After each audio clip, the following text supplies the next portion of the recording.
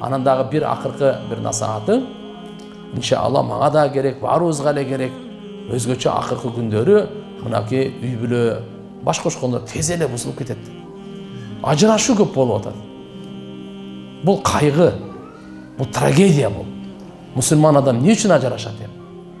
Анын үчүн иншалла бири-биринин милдетин билбей, такыбалыгы жок болгондуктан, бири-бирин ушуна кордуктап, анан кана бактылуу болсун 2 жаш деген ырдап, сагарттан кечке ырдагандар. Ыр менен эле бактылуу боло бербейт да. Биздин үйдүн кооздугу, жашообуздун кооздугу дивандар менен эмес, буюмдар менен эмес.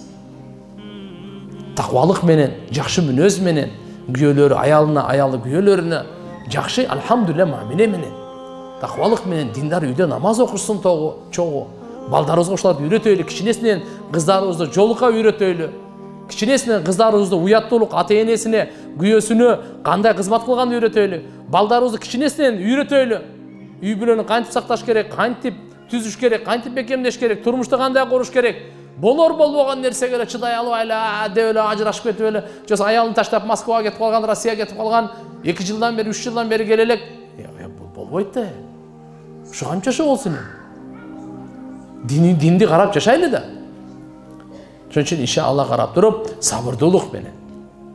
Турмушта өзүңүздөр жакшы билесиздер. Ушунун бардыгына алымдардан сабак алып турайлы, илим алып турайлы. Алхамдулилля, илим амалга, такыбалыкка, дуага иншалла көңүл бурайлы.